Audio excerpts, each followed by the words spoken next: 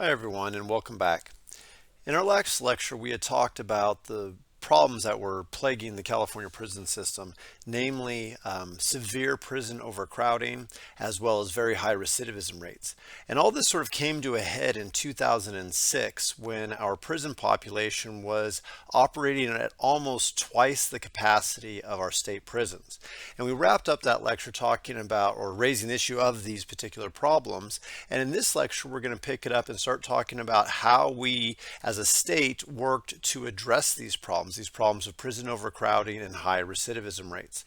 And so in this lecture, we're going to quickly recap the problems and then go through the plans that were produced and put forth in order to reduce prison overcrowding. And then the final one of those plans was the thing that we'll wrap up with, which is known as California's Realignment Plan, which started with as Assembly Bill 109. So let's go ahead and get started. By 2006, California's prison population was at the boiling point. We were housing roughly 173,000 inmates in facilities that were designed for roughly 90,000 inmates. As inmates were being released from prison, they also found themselves facing one of the highest recidivism rates in the country. And this was fueled primarily by California's over-reliance on the use of technical violations in order to punish offenders and send them back to prison for short periods of time. So this sort of cyclical nature where inmates were churning through the prison system out onto parole and then back into the prison system, etc., had created a major issue in California. In 2006 and 2007, several things occurred that have now become sort of the focal points for how California decided to finally respond to our prison overcrowding crisis and our high recidivism rates. At the time, Arnold Schwarzenegger was the governor of California, and one of the things that he signed was on October 4th of 2006, which was Proclamation 4278. And this created a state of emergency within our state prisons, which gave the governor the authority to make some drastic changes as far as how inmates were classified, how they were housed, in order to start thinking about how we were going to deal with inmates and start to address our prison overcrowding issues. During the same, time period, Governor Schwarzenegger also convened an expert panel on adult offender recidivism reduction programming. And this was through the California Department of Corrections and Rehabilitation, once again in an effort to better understand what was happening in the California state prison system and also to start looking for ways in which to fix the problem.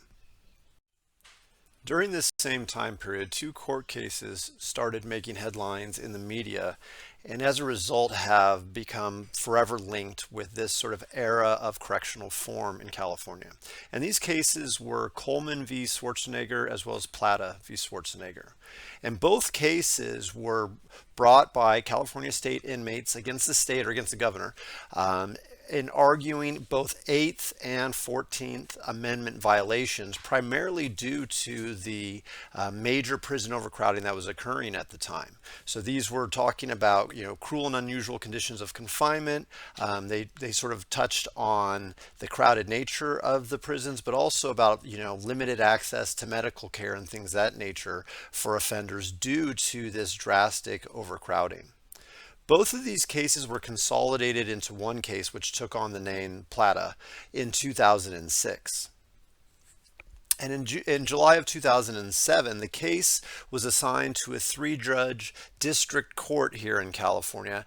And from that point in time, for quite a while, and we'll be talking about this throughout the next couple slides, this three-judge panel of federal judges had a major control in sort of overseeing and guiding the correctional reform that took place in California. The overall game plan for reducing crowding in California state prisons can pretty much be broken down into four individual plans that sort of took place starting around 2006, 2007, and then continue all the way up until right now. So we're going to walk through each one of these plans, talk about what they were, the good and the bad of each one, as well as potential outcomes. So the first was that expert panel. And this was that expert panel that had been convened and put together through the California Department of Corrections and Rehabilitation and appointed by Governor Schwarzenegger to review the state's sentencing laws, the correctional policies, etc., in order to try to identify where our overcrowding and recidivism problems, where they started, and to see if we could try to find a fix as far as changing general policies and practices.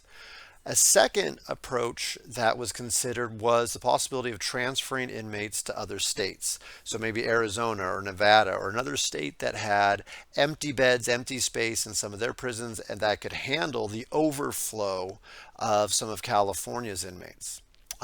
A third approach was the idea of trying to release inmates early. So rather than having inmates who were already incarcerated and serving time having to serve their entire sentence within California state prisons, there was the argument that maybe we just needed to start releasing people early. And then finally, we had Assembly Bill 109, more commonly referred to as Realignment. And Realignment came into place in 2011, and we'll talk about that. And here, 10 years later, it is still in place. And this has sort of been the one that sort of stuck with us. And the argument here, in its simplest sense, even though we'll go into more detail, through Realignment was the idea of having felons who are on the lower level of severity serve their sentences in county jails instead of prisons, right? So each one of these things, other than really the expert panel, but 2, 3, and 4, the idea was trying to find a way just to, pull bodies out of our prisons in an effort to reduce sort of the overcrowding. The first part of the plan involved the expert panel that had been convened by Governor Schwarzenegger and asked to work with the California Department of Corrections and Rehabilitation in an effort to review the current sentencing laws in California, look at the correctional policies and practices on both just a statewide but also on a location to location basis in order to try to figure out the sources of the problems that had led California into this overcrowding and recidivism nightmare. And then within this expert panel, you had members that were chosen from a wide variety of different fields of expertise. The argument here was that they needed to bring in the sharpest minds across multiple areas in order to really take both sort of a standard correctional philosophy approach to fixing the problem, but also try to think outside the box and think of things that may have been ignored or not seen by individuals who had worked with the CDCR, the California Department of Corrections and Rehabilitation. So just like, what we see, we've talked about in class, we've mentioned the fact that within the correctional system, it doesn't exist as a vacuum. So it would make sense that because of the impact of the correctional system on society and vice versa, you'd want experts from a wide variety of different areas.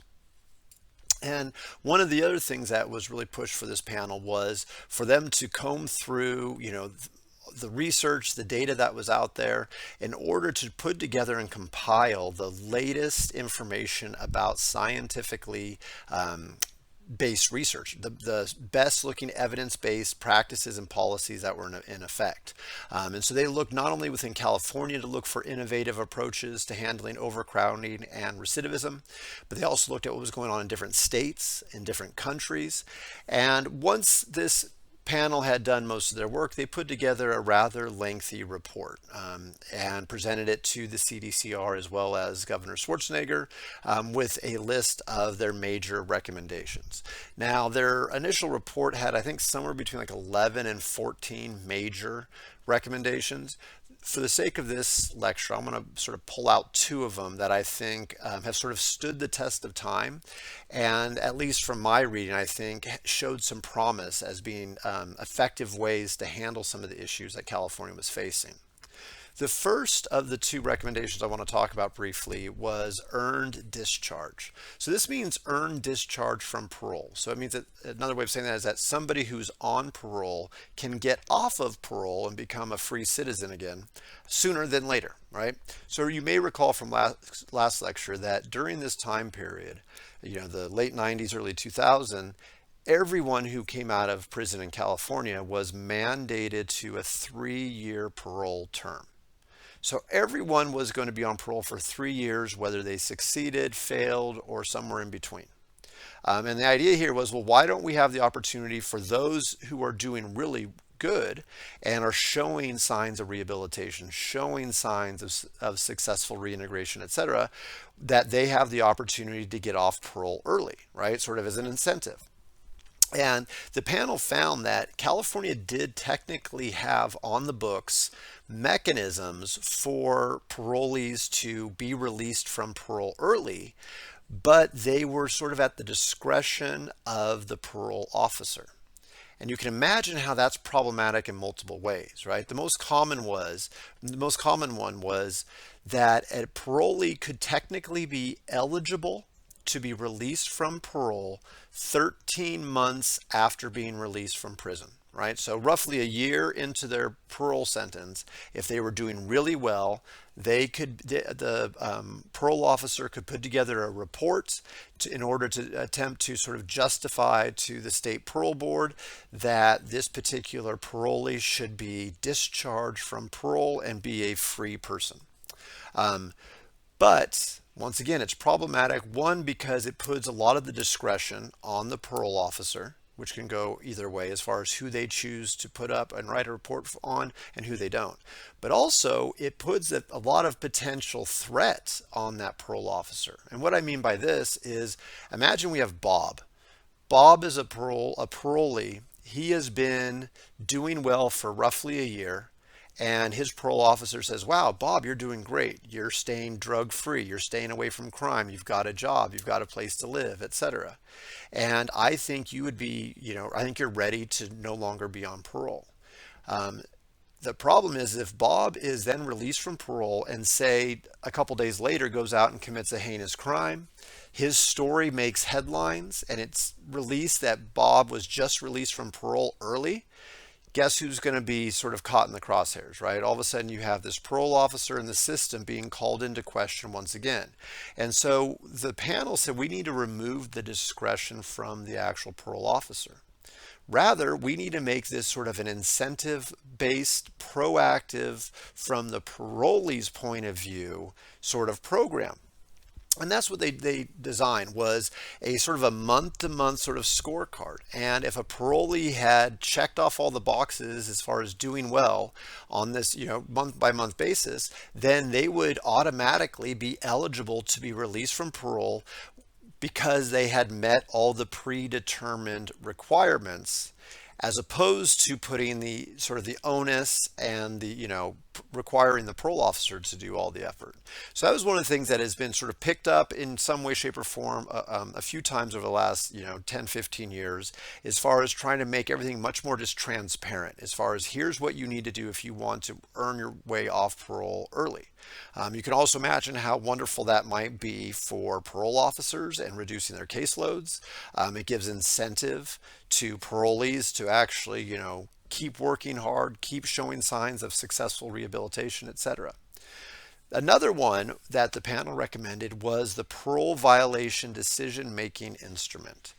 And this was supposed to be an actuarial assessment, sort of a survey, a tool that would be designed in order to make the decisions as far as the appropriate punishment if and when a parolee violated their parole.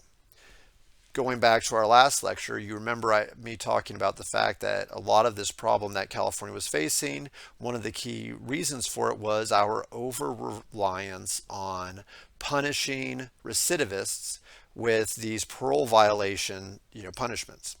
What it would do, once again, it would take the sort of discretion and subjective interpretation of the appropriate punishment for any particular violation of parole out of the hands of the parole officer by making it in this very sort of objective, standardized form and instrument that would be used. And so if you had Bob as your parolee and Bob did, some particular act that was against the terms of his parole, then you would fill out this PVDMI and it would lead you, through a series of questions and steps to the appropriate punishment. And then there would still be some discretion for the parole officer, obviously, but it sort of limited the amount of subjective nature.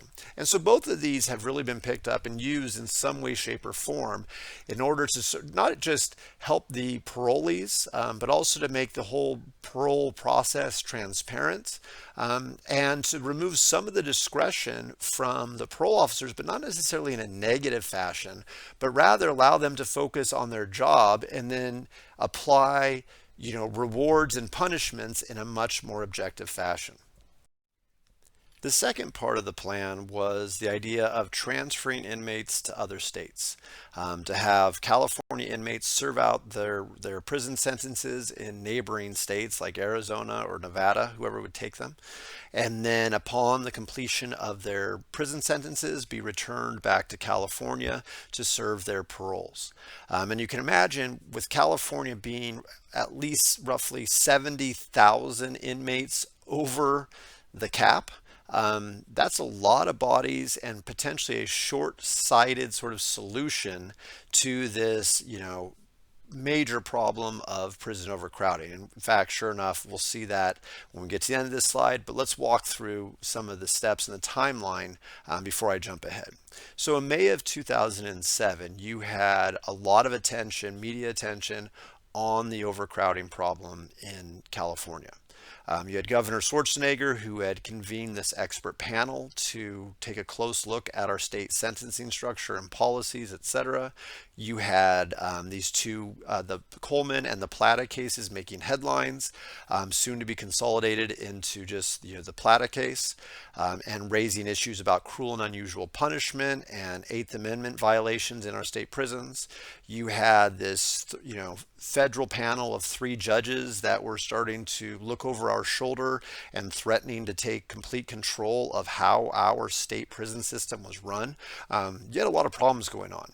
So this was, an initial attempt to try to at least, reduce, stop the bleeding a little bit, I guess you might think of it. So in May of 2007, Assembly Bill 900 went into effect, and this was right on the heels of that emergency order that Schwarzenegger had signed back in October of 2006.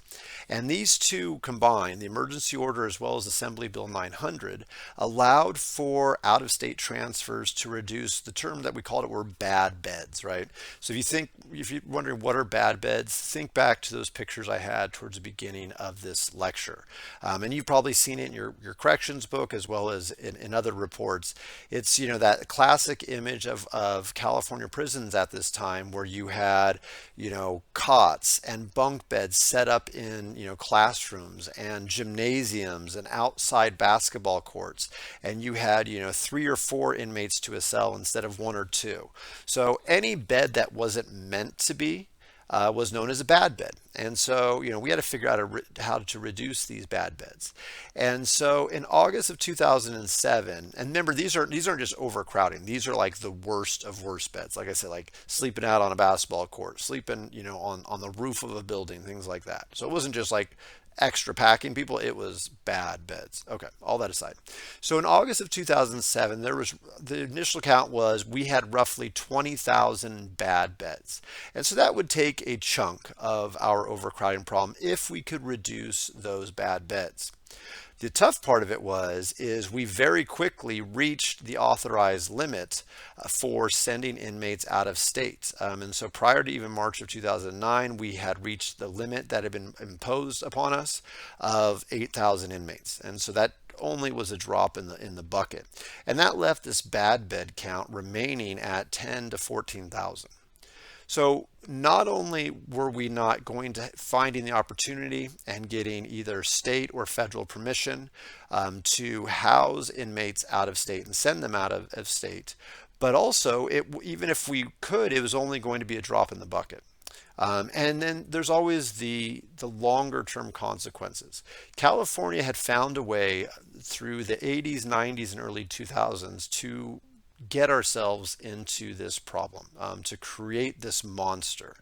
And simply trying to transfer inmates out of out of California to other states was short-sighted, right? It was really failing to target the root of the problem that was going on in California. As California sort of floundered through 2008 and even into the early part of 2009, having an expert panel review policies, write lengthy reports, and just make general suggestions about how to fix this monster of a problem in California, as well as doing, some band-aid type solutions like trying to transfer a small number of inmates out of state in order to sort of, stop the bleeding a little bit. The sort of the pressure around this problem was growing. There wasn't a solution in sight in California. The federal panel of judges was looking closer and closer at California and had the authority to sort of start making decisions and declarations. And sure enough, this came about in February of 2009 when we see sort of the third part of the plan, which was the idea of early release. So, in its simplest sense, it would be, picking inmates out of our state prisons and releasing them well before they were, eligible for release, simply to, cut down on the overall population size. And then arguably there was going to be discussions about how they were going to be selected, etc. But once again, I don't want to get too far ahead of ourselves. Let's just sort of walk through what happened. So in February of 2009, the federal 3-judge panel ordered early release of inmates from state prisons. Their opinion was that California wasn't moving fast enough. Pretty much from 2006 up until early 2009, they felt attempts like concrete, legitimate, actionable attempts had not been made in sort of, with a good intention by California, I guess is the best way to say it. And therefore, they felt that they needed to step in and say, if you can't handle this problem, we need to reduce this overcrowding because it is an 8th and 14th Amendment issue. These are cruel and unusual conditions of confinement. And therefore, they said, we're going to tell you to release inmates. This became clear in August of 2009 when the judges told California that they needed a plan to release over 40,000 inmates as soon as possible. And they gave the state 45 days to prepare a release plan. Basically say, how are you going to select these inmates? How are the process going to look? Tell us how you plan to start in a serious manner, start releasing inmates with the intention of releasing over 40,000 within a relatively short period of time. California received that in September of 2009. Our California state legislature was debating a plan to release, and I love this part on it. You'll notice it doesn't say to release 40,000 inmates down there in yellow at the bottom. Rather, they were debating a plan to release 27,000 inmates. So you can see the legal butting of heads that was starting to take place between our state elected officials up there in Sacramento and this federally appointed group of judges that had been put in place to oversee our prison system and help fix the problem. So as both sides went back and forth, the judges as well as our California state legislature, it appeared that there was going to be an attempt to release a decent number of inmates, and there was, as often is tied into politics, there were arguments about how this would save the state economically, $1.2 billion. As the months rolled on, we ticked into 2010. So January 25th, 2010, a law went into effect with an aim to release 6,500 inmates during the early part of 2010. So you'll notice, just to make sure all of our math adds up, you'll notice that the federal judges said you need to release 40,000. We came back with ideas in the 27,000 and then finally tried to put into effect something for about 6,500 inmates, so 6,500 inmates during 2010. And if you're a little bit confused, as much as I was, especially at the time going through this frustrated, as you can imagine, a lot of people. Governor Schwarzenegger in 2010 signed this bill as part of a legislative package that was sort of signed and put together during all that discussion back in fall of 2009 and then went into effect. And this one was, once again, sort of the economic ramifications was estimated to save the state $500 million. Then we jump ahead one more year and a half, or roughly a little over a year, May of 2011, and California was still not getting anywhere close to what the federal judges had told us to do. As we'll see in a few moments, there were attempts to release inmates during that 2010 into early 2011, which kind of fell apart. And you'll see the feedback on one of the next couple slides. But we were still dragging our feet, is the simplest way to put it. California could not come up with a plan, at least not an actionable plan that actually seemed to work. And at this point in time, it wasn't just a federal district court that stepped in. Rather, this went up to the highest court in the land. And in May of 2011, under the Plata case, the U.S. Supreme Court ordered the release of 32 to 33,000 inmates from prisons in the state of California. So what was going to be the early release? So even though there had been talk and efforts to start thinking about how we could release people, it was happening too slowly. The logistics weren't being worked out as far as how the decisions were going to be made, which parts of the states were going to be impacted the most. And then in May of 2011, when the U.S. Supreme Court stepped in, California had to act. And we had to act so quickly. And you know what happens when you don't have time to act? Things get a little haphazard. And as you're about ready to see, sort of the wheels came off the truck over the next couple months here in California.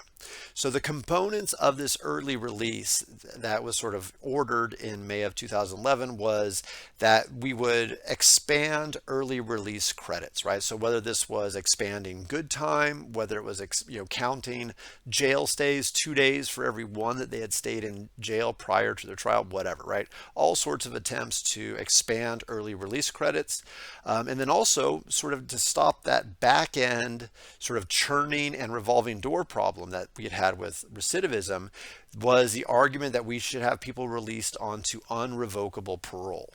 So yes, they could be punished with fines or mandatory treatment or maybe even short returns to jail, but we were not going to allow people who had been released from prison to be filtered and sent right back into prison for a violation of their parole.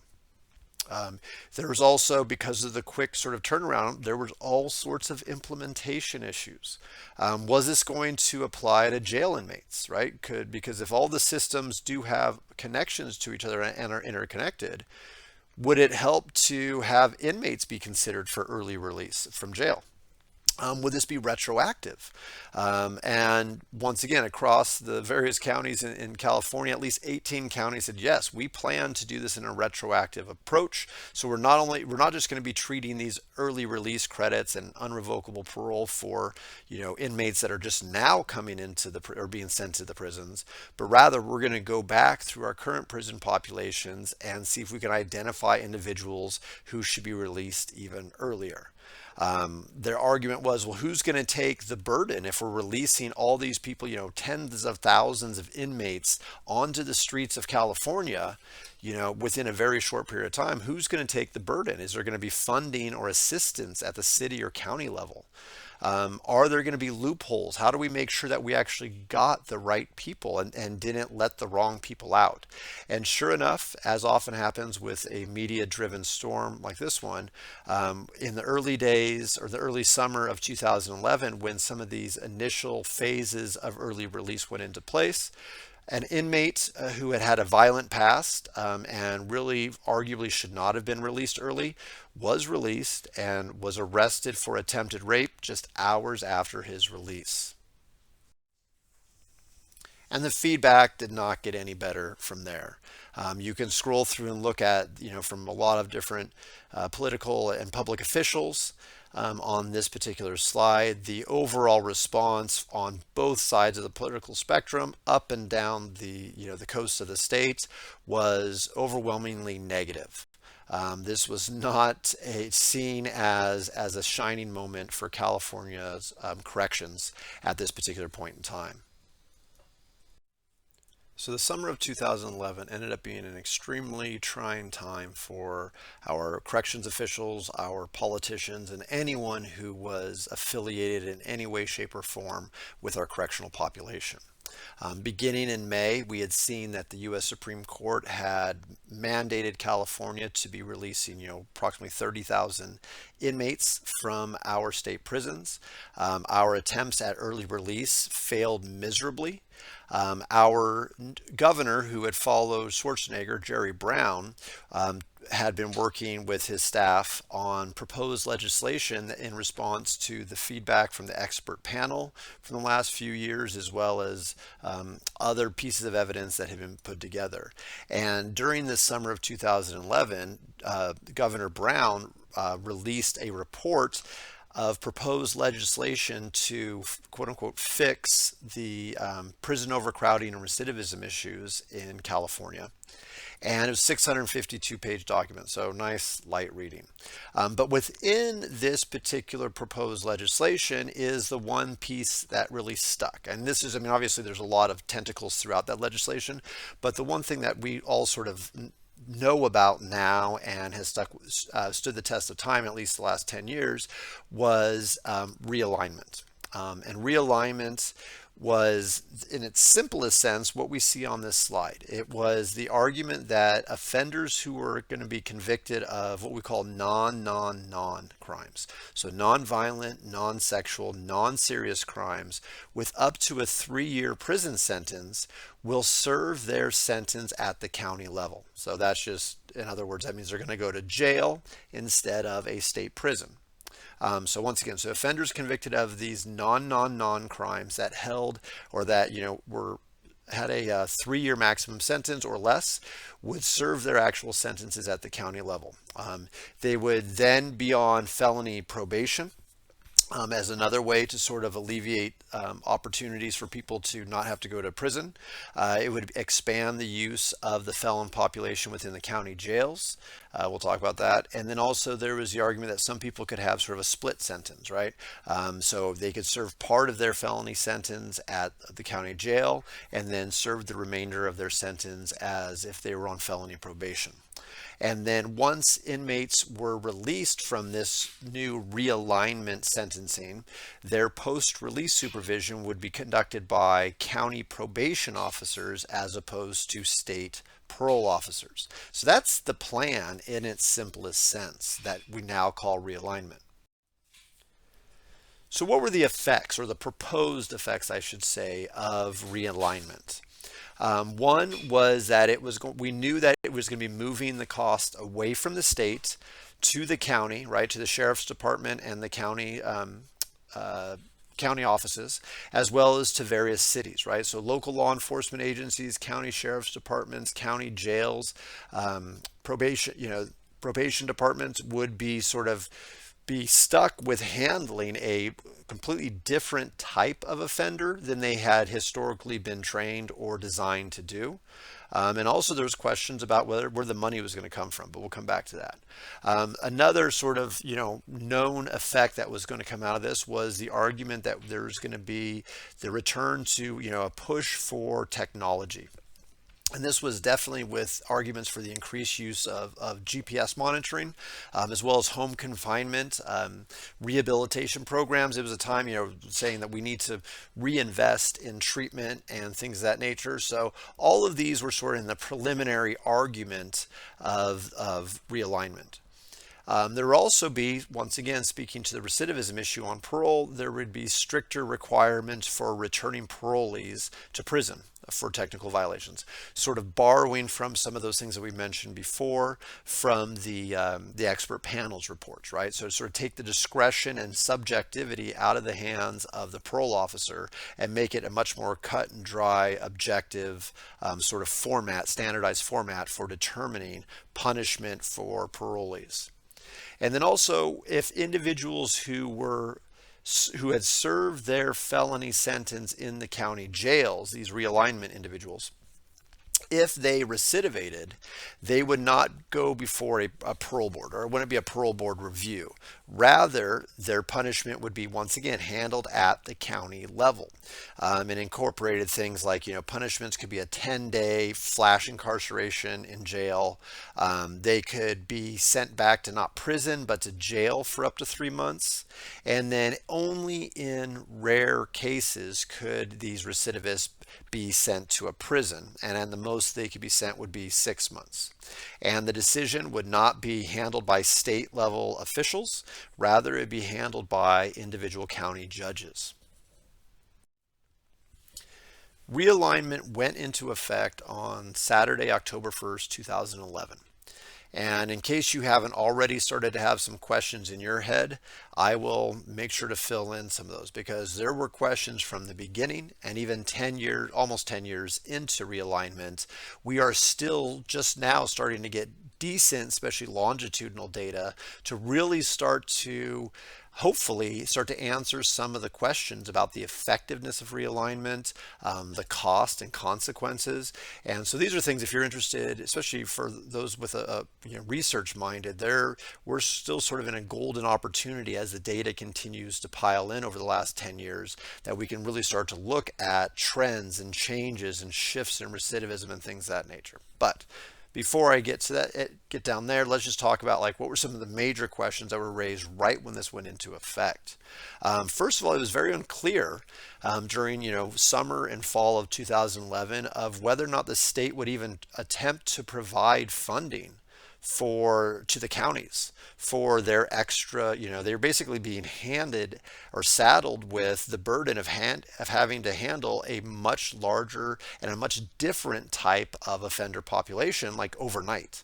And so was the state going to help out, or was it going to be up to the counties to have to figure it out on their own? What was going to be the local impact of this realignment? Obviously, one of the push was that there'd probably be more parolees on the streets. Now, is this, what's the good and bad of that? What are the impacts? How is that going to have an impact on crime rates? What's going to happen to the county jails? And a lot of the county jails throughout California, especially here in Los Angeles County, were already operating at or above, maximum capacity. So what's going to happen to individuals there? Are the lower level offenders not even going to see jail time? And often, sure enough, especially over the last decade, there was, especially in the early phases of realignment, we saw quite a bit of people who would typically serve, a 2-week, 1 month, 3 month sentence in a county jail, were pretty much given their walking papers right when they checked in, and were just released onto probation or some other form of punishment. And what's the long-term impact of something like that? Also, one of the big elephants in the room was the idea that we were changing the culture of county jails. Jails, and please make sure this sticks with you for a second, because I think this is a really important point. Jails historically are designed for short-term incarceration, right? Pre-trial incarceration, or the sentencing and incarceration for a short period of time of low-level offenders. All of a sudden, we have felons, people who have been convicted of higher level crimes, that are being told that they will be serving not 1 year, but up to 3 years in these county jails that are not designed for housing people for that long. And it's not just a matter of having a bed for them and restrooms and a place to eat and things of that nature. There is, yard space to talk about. There is, jails are not equipped with, educational facilities and treatment and counseling services the way that state prisons are, right? So you're not just the needs for the county jails, but also you have a whole different climate of offender coming in, and might that have sort of a trickle down effect on other lower level inmates in those county jails? And then obviously this idea of rehabilitation at the county level. Can that even be done in facilities that are not designed for that? Other questions that continued to, sort of pop up from the beginning about realignment was, how are the courts going to be affected, right? If now that potential, recidivist or jail felon recidivist would have to go before a county judge to, hear their punishment instead of being handled by the state parole board, then was that going to overwhelm the caseloads of already packed courthouses? When we think about the simple, the day-to-day activities of running in courts, like transporting people from jail, having holding cells, would you have to have different holding cells for sort of like the felons versus the misdemeanants? How were all those things going to be played out? And then also, even to go back to the idea about the county jails being affected, we mentioned this on the previous slide, but that culture, was we expected we were going to see a tougher, quote unquote, tougher class of offenders within our county jails. And not only might that have an impact on fellow inmates, but also the deputies who had gone through their training to handle what jails were, county level jails were designed for. What kind of extra training was going to be provided to them? And then also, when you've got very limited budgets, then how are we going to force, some jails that were not at capacity in order to save money would close down entire cell blocks or sections of jails. And yet now, with this expected influx of new inmates coming in, they were going to have to reopen those. How were they going to fund that? How are they going to make sure everything was updated while maintaining the quality of confinement as well as sort of the safety? Regardless of the questions that we saw raised on the previous slides, realignment was not going to be derailed. It had too much momentum, too much power from the state, from the U.S. Supreme Court. I mean, it was going into effect. And so a lot of those questions, as I mentioned before, slowly got sort of, oftentimes on a county by county basis would get answered and addressed over the coming years. And many of the questions are still being asked and have, varying degrees of answers to them. But to kind of pick up with, sort of the progress of realignment to keep this lecture somewhat manageable, let's jump ahead to 2014. So 2014, realignment had been in effect, 2.5, 3 years, depending on which part of 2014 you're at. The federal judges ordered California to finally start preparing for the end of their federal oversight of the state's prison system. They had seen what they saw was enough sort of evidence of not just improvement, but a sort of sustained possibility of improvement, focusing on the prisons and the overcrowding issues and the sort of conditions of confinement that were found in California state prisons. So they saw some sort of, light at the end of the tunnel for our prisons. And you notice I'm stressing for our prisons because that's what the federal panel of judges were brought in to do. They weren't brought in to see how realignment was going to necessarily impact our county jails and our cities and our individual, smaller locales and jurisdictions. They were focused on the larger issue in the first place, the overcrowding and the conditions of confinement within our state prisons. So in 2014, they said, okay, things are looking better. They said the medical conditions have improved to the point that inmates are not dying as much. They quoted as saying that significant progress has been made, but yet they still pulled back and noted that, conditions were making progress, but were not adequate. So they weren't ready to sort of hand us back the keys to the car, so to speak, but they were willing to start sort of hinting at that possibility in 2014.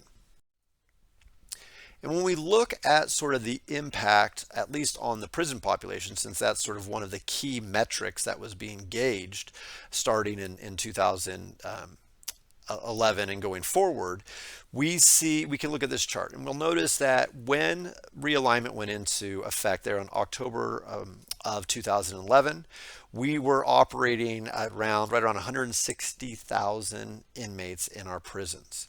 As soon as realignment went into effect, we see that precipitous drop in the first year of realignment, right? We see a drop from roughly 160,000 down to about 130,000. So that sort of is getting towards one of those numbers that have really been thrown around a lot, like, the need to immediately remove 30,000 inmates from our state prisons, or not remove, but actually just reduce the day-to-day population by 30,000. And so that was done relatively quickly. But then you'll notice as we got into the second, third, and fourth year of alignment, we didn't really continue to see a continued trend of decline in our prison population. So and remember, our capacity is still ideally should be around 90,000. 100,000 is like going above and beyond. So we're still at least 30 to 40,000 inmates over the cap in the second, third, and fourth year of realignment. And that was one of the things that was recognized, that this had an initial drop, but it wasn't sort of solving the overall problem. And it wasn't until Proposition 47 was passed in November of 2014 that we saw sort of the next sort of like significant drop in our prison population. So let's talk a little bit about Proposition 47. So in November of 2014, Proposition 47 was passed by the voters of California. Now, this is a very politically contentious proposition, and as you can see from reading through it, what it did was sort of continue to expand sort of this focus on non-crimes, non-serious, non-violent crimes. And you may recall when we first implemented realignment, the idea was to focus on individuals who were being convicted of felonies that were non-violent, non-serious, non-sexual, that would be serving 3 years or less in a state prison. Let's divert them out of the state prisons and have them serve their time at the county jails. Well, in some ways, Proposition 47 kind of did the next step, which was to divert certain types of individuals out of sort of the county jails and the potential for serving a felony sentence in the county jails, and then sort of just get them diverted out to probation or some other form of punishment.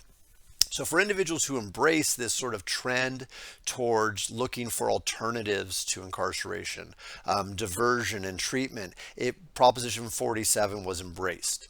For individuals who feared that we were becoming too lenient with crime and that we were just starting to release, more and more people without really paying attention to the idea of sort of retribution and making sure somebody received, a certain amount of severity for the crime they had committed, they didn't like Proposition 47.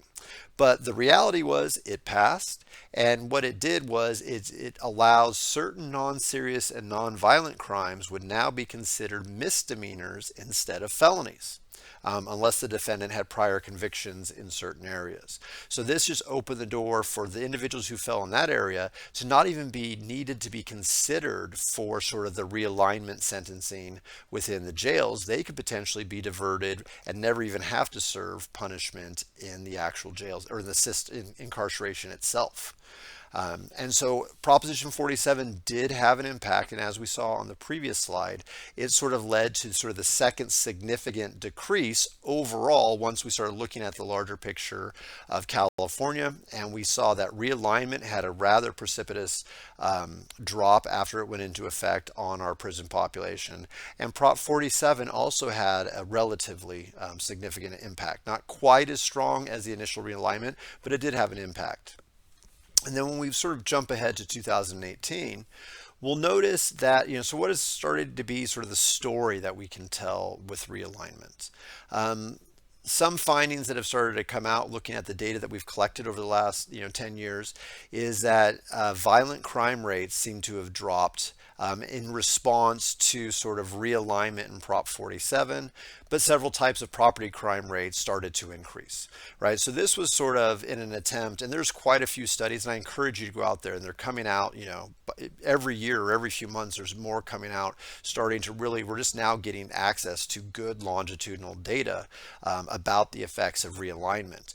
But for individuals who were, initially arguing that realignment and Prop 47 were going to lead to skyrocketing violent crime rates because we would have more dangerous individuals on the streets or just in county jails as opposed to locked up in state prisons, some of the initial studies didn't seem to necessarily support that. And they saw a drop in violent crime rates, but they did, and we often see this when we look at different types of offending and sort of the causes and correlates of different types of offending, we did see that property crimes had sporadically increased. And then also as far as our long-standing connection with that 3-judge panel, As of Halloween 2018, the CDCR was still working with that panel to reach an agreement regarding the court-ordered meet and confer process. So what had originally started to look like it may start to have it, the end of it in 2014, continued to drag on for another 4+ years as far as that panel having some oversight. Now that we've walked through roughly the last 10, 15 years of sort of California's prison overcrowding problem, and realignment and our attempts to reduce prison overcrowding, let's wrap up this lecture with a few slides that start to take a look at some of the research findings about AB 109. And like I said, they continue to come out, and I encourage you to, especially if you're interested in corrections and working within a correctional system, this is a story that is still being told. And I think a lot of the biggest questions have yet to be answered, and I think some of the hopefully most fascinating data is yet to come out yet. So looking on this slide, we looked at sort of some of the other questions. We wanted to see how did realignment impact sort of arrest and conviction rates for offenders who've been released from prison, right? One of the things we wanted to do was reduce that sort of the high recidivism rates in California. And when we looked at sort of pre-alignment and post-realignment cohorts, we noticed that the 1 year sort of recidivism rate for arrest, as well as the 1 year recidivism rate for conviction, wasn't all that different. We found that we still, and you can take this either way. Some people could say, oh, that maybe AB 109, was reducing the prison population, but it wasn't impacting recidivism rates. That's possible, but also it may be there may be a positive sign in the sense that it shows that not much, things didn't drastically change, at least on sort of the parole and recidivism side of the picture, as a result of this drastic change that realignment did, to our entire state. Another area of focus, especially that of interest to me, was California's over-reliance on parole violations, right? In our previous lecture, I spent quite a bit of time talking about how California's over-reliance on parole violations was one of the driving forces that led to both prison overcrowding and high recidivism rates. So I was curious to know, what did AB 109 have to do with that measure of recidivism? On the previous slide, we saw that some arrest and convictions, as far as using those as our measures of recidivism, pre and post realignment, we didn't see anything too drastic. But when we look at return to prison for, just in general, and then more specifically, when we look at returns to prison for parole or technical violations alone, the data really show a lot of positive impacts of realignment. So the first one we see up here is we see the drop in 1 year return to prison rates in general, right? So the percentage of inmates who found themselves released from prison and then sent back to prison within 1 year. Pre-alignment, it was over 30%. In this particular study, the post-realignment cohort was under 10% return to prison, right? And so for a lot of these individuals, these are individuals released from prison. So they're not even those individuals who were part of sort of the realignment change in sentencing. They're not those individuals who served their felony sentence in one of the county jails. No. Rather, these are the individuals who went to prison, as historically had been the case, and had served their time in prison. So there does seem to be, along with realignment, along with some other changes that were made throughout the state and throughout our correctional system, there did seem to be impacts for individuals who were coming out of prison. So whether it had to do with the reductions in prison crowding, maybe it had to do with some of the other sort of administrative changes to how parole officers handled their parolee caseloads and handled cases of recidivism. Who knows? But we definitely saw a strong impact of realignment. When we look down at the second sort of example, we see that there was a drastic drop in those returns for those technical violations. The pre-realignment cohort in this particular study, accounted for 75% of returns to prison. Whereas after the implementation of realignment, it was almost nothing. So the changes had really come into place that stopped that sort of reliance on using technical violations as a way to punish recidivists.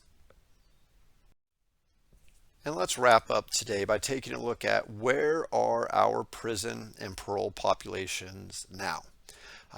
We're looking at roughly almost 10 years into realignment, at least by looking at these very basic objective measures of just body counts within our facilities. How has that impacted, or how might realignment have impacted those populations?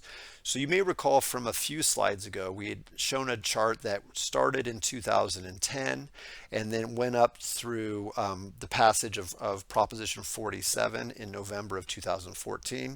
And we saw how the prison population had changed. We saw that prior to realignment, back in 2010, we were looking at 160 to 170,000 individuals in our state prisons.